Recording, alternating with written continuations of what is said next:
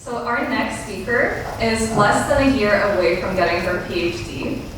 In addition to her PhD research, she has also a crowd-funded research project about scientists who take selfies on Instagram. So she's the Insta famous person who I mentioned. And she is obsessed with wine and drag queens. Me too, girl, actually. So everybody, please help me welcome Samantha and Yammine.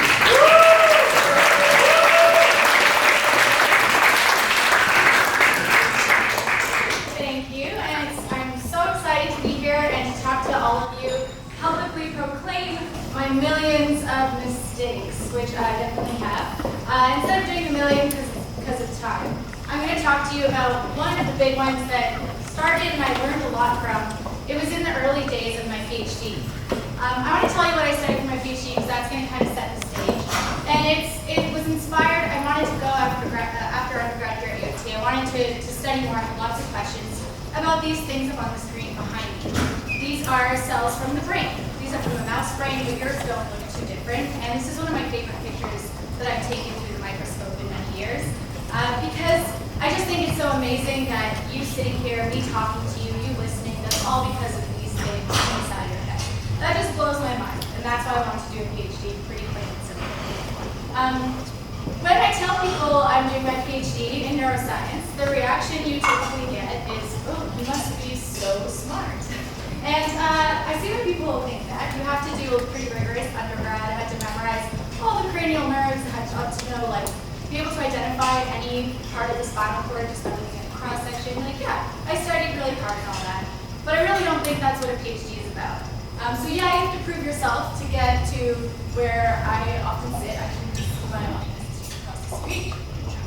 Yeah, I had to prove myself. I had to really study hard to get there. But that's not what the PhD is about. Can anyone yell out real quick what that stands for, PhD? Anyone know? Miles higher and deeper. Yeah, basically. It's supposed to be philosophy doctorate, but really, to me, I think it's like your failure doctorate. It's spelled with a PH because in academia we're in classes. So, yeah, with a PH, that's my only dad joke of the night, don't worry. So yeah, you have to do a lot of failure because your job is literally to answer questions that we don't know the answer to. Meanwhile, all your undergrad, you're studying stuff, you're learning things, and you're like, I know this about the brain, I'm very confident and all that. Then you get to your PhD, and you're like, oh my gosh, we don't know so much, and I'm going to be the first one figuring out those answers. And so you're doing these experiments that no one's done before, or you've never at least done before, and you're trying to find answers. There's no solid. You just go from being like a know-it-all to being like, shit, I don't know anything, which I think is a really humbling and great experience. So one of the things that I had to learn how to do really early on, this is something, sorry if it's gross, but I wanted to be real. This is what I do every day in the lab. I take embryos up top on the left. Some of them are smaller than a grain of rice. The rest are about the size of your thumbnail. And I dissect out cells in the brain. You can see, yeah, down here, that's how small the little sections I dissect end up being. And then I'll plate them and then try to look at stem cells and see how they're building all those beautiful cells in the brain I found. So I wanted to, the reason I do this is because I wanted to answer a question that other people in our lab had done in the adult. They found this really cool thing. They took these mutants and they found, they lost their stem cells when they had this mutation. And I was like, oh, that's really interesting. So let me do that in the embryo. So I was already doing something new, a technique no one had done before, and trying to answer this really exciting question. I spent 6 months learning how to do just this. These 3 pictures, to be able to do that consistently, 6 months honing it, making sure I was doing it accurately the same way every single time. Finally, I got to the point where I was pretty consistent. I was like, I am the best embryo dissector, let's do it. So we did it, and I started to do the experiment. I copied the one they did in the adult, did it in the embryo. What do you think I found? The opposite result. Oh my gosh. So I was really excited because I was like, wow. It's like in the adult, it's one way, and it's opposite in the embryo, and I discovered that. Amazing. So I got super carried away and excited, which is great. That's like the love of science. I did it at 4 different ages. I was like, I'm not only going to do this at 8-year-old embryos. I'm going to do 17, then I'm going to do those born after, 2 days after they're born, then I do adults, and I'm just going to have this big story. I do it. I spend, 4 or 5 months doing this at all these ages and like all these beautiful data charts and all that. Then I go to my supervisor and I show him and I'm like, look at this amazing story. I found the opposite of what they found before, and it's gonna be so exciting and it's new, and I did all this work, and I want to present it in San Diego at the International Neuroscience Conference. Let's go. What did he say?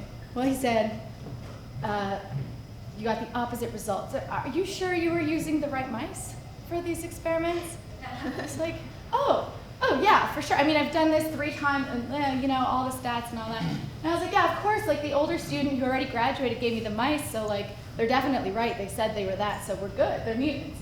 He's like, why don't you go ahead and check? And I was like, okay, like really, I'm new. Let's just take a step back. It was probably me.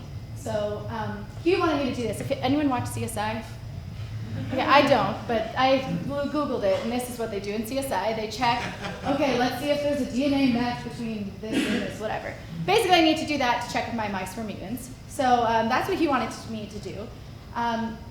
But I was just so doubtful. Instead, I like redid all my experiments. I did everything like double, spent another few months. So in total now we're at like more than 6 months doing this experiment. And then I go back to him and he's like, really, go check them. So I'm like, fine, I'll go check them. What do you think I found? Shit. These aren't mutants. What? I had spent over 6 months, so many days, missed my best friend's birthday party to do these experiments, and I was doing it on the wrong mice. Or maybe I wasn't, because you know what? The older students gave it to me. It must be me. So here's what I did. You have to do PCR, you maybe learned about it in high school, it doesn't matter. Basically, you use all these different things. I tried doing this experiment with different machines. Then I tried like ordering new chemicals in. Like I was like, oh, maybe the chemicals are wrong and I'm new and I didn't know. Then I tried like changing every parameter in the experiment, every troubleshooting, like deep on the internet, every troubleshooting thing anyone's ever done. I did it because I was like, the mice are definitely right. The older student gave it to me. I'm just fucking up because I'm new. Did it so many times, filled up half my lab notebook with all this troubleshooting. We're like almost approaching a year now of how much time I spent on this, but I was so excited about it, I kept going. Finally, one day, I had done every possible experiment, ruled out everything like a scientist does. The mice were wrong. They were normal mice. The person who gave them to me, even though they were senior, you know, they had made a mistake. And you know, I didn't even go in and double check with them, so that was like also my problem. Like, why didn't I just ask them? But I was like, no, I'll figure it out. I'm a smart scientist. The mice were wrong. I wasted a year of time, so much money of tools in the lab, so much like anguish and stress, because I believed it was more likely that I had screwed something up than could be true that they had just made a mistake and given the wrong mice. So my fuck up is like multifold. But the real thing is that I didn't believe in myself at all. And that's because in your PhD, you're supposed to strip down all your ego and just trust the science. But I had gone so far and become so insecure that I couldn't believe that someone else had made a mistake and not me. And that really was my fuck up, because I didn't ask for help. I tried to do it on my own. And I was just it was so much easier just to not believe in myself than it was to admit that someone, you know, that the obvious answer was true. Like, that's how insecure I was in those early days. So what did I do? Yeah, that helps, wine. But no, not just the wine, the friends. You can see I'm like half smiling here. It's a really fake smile because, you know, you go out with your friends and you try to like make it better, but things don't get better in just one night out with your friends, unfortunately, although I have the best friends. The support like really helped to pull through that. It really sucked. Another thing that happened was like I literally cried into my lab notebook a lot. I still like cry at the lab like every now and then, but never because an experiment goes wrong anymore, because the day that I had discovered that this thing, you know, one of my best friends called me. She didn't know what was going on with me, and she told me one of her parents was in the hospital. That really like reset things. Like at the end of the day, yeah, an experiment went wrong, but like life is bigger than that. Just, you know, move on. But again, you don't really just that itself, that perspective wasn't enough on its own. Neither was the wine, although I tried, you know, whatever.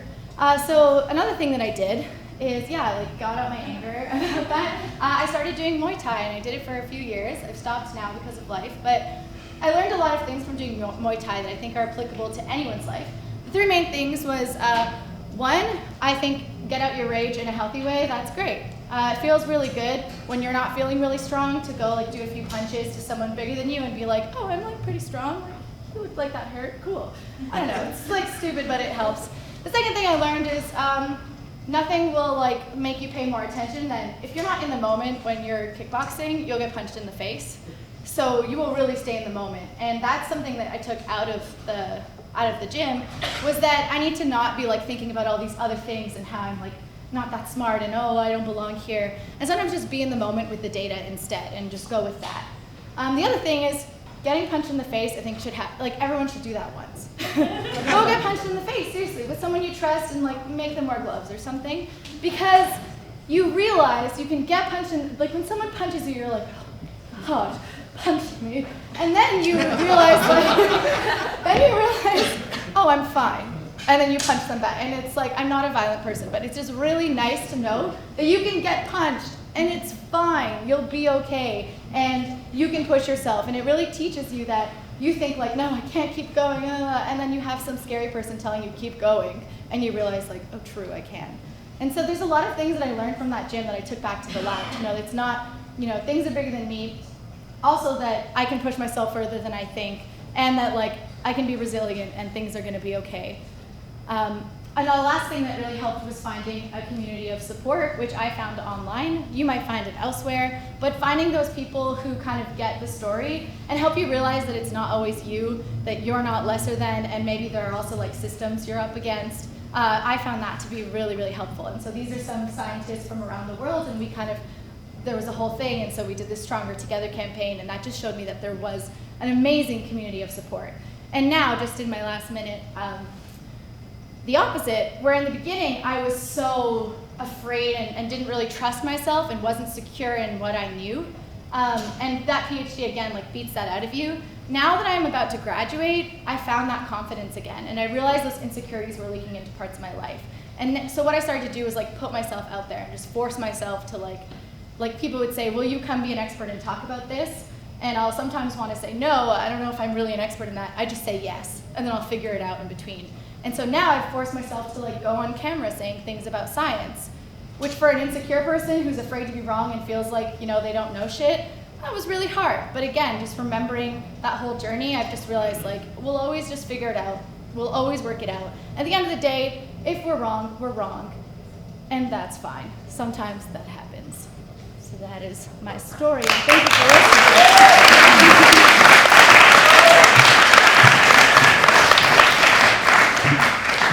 Thank you so much for sharing that, Sam. So we'll take questions. Yeah. That was really cool. I really enjoyed that. Thank you. I've just finished my PhD as well. Congrats. You survived. I was just wondering, I know many PhD students who have wasted a lot of time, a lot of their time during their PhD because essentially because they've not had enough contact with their supervisor and things. At what point do you think, if you were to stay in academia and supervise your own students and things, how would you have taken their supervisors more differently? Would you check in more often? Or? Yeah. Was it? Yeah. Yes. So I think that I have a great supervisor. He was really supportive, and he was, as soon as I told him what was going on, he was telling me hey, just double check this, not a big deal, So I think that's great, and that's something that I would keep. If there are a lot of entrepreneurs here, if you're a founder or you're in a high management position, I think and I do this, I teach a lot, so I do this with my students. You have to cultivate an environment where people feel comfortable fucking up. People feel comfortable not only making mistakes, but telling you about those mistakes. Because I've also had scenarios where other people have screwed up and they weren't, this could have been avoided if I had an honest conversation, but people don't always feel comfortable admitting their mistakes. And so I think leaders, supervisors in a lab, founders at startups, we need to cultivate environments where people are comfortable admitting their mistakes so that we can avoid wasting a year of time and so much stress. And that's one of my biggest, whenever I supervise a ton of students in the lab and whatever, and the first rule I tell them is this is hard. You're gonna make a mistake. I make mistakes all the time. You just need to tell me so we can move on. And I think just having more, having some sort of reporting system where people can report what works but also what doesn't, so reporting that negative data too, is really important. And I think that applies to both business and research. You need to know and keep track of what works and what doesn't, and people need to be chill about talking about it, because otherwise you just waste so much time and resources. And I think this is a rampant problem, especially in academia. we waste so much time like this. Like this isn't a unique story. Everyone has this story in research. So that would be my thing, just like have a reporting strategy and have comfort in admitting. Yeah. Yeah. Did you get a feeling that you might have annoyed the previous student that day?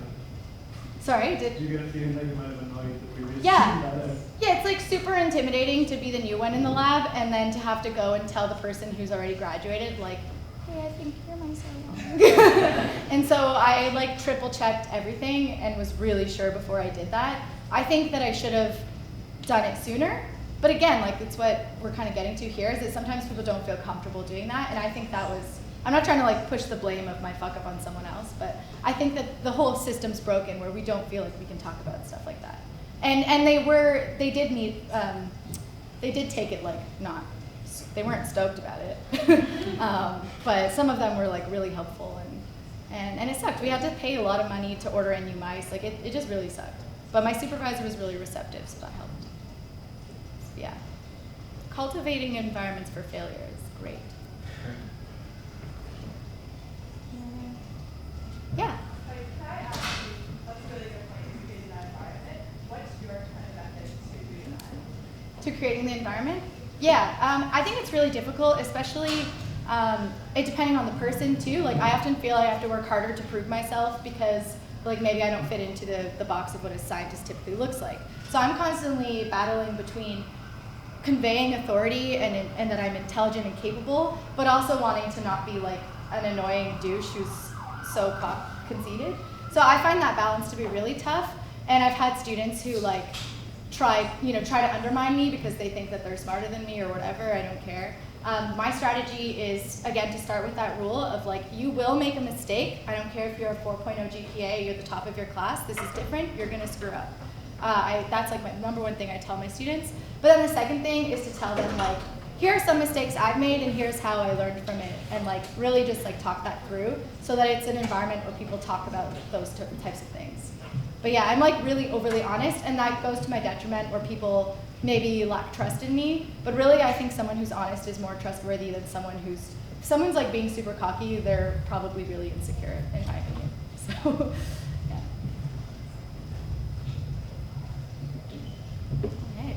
Thank you so much.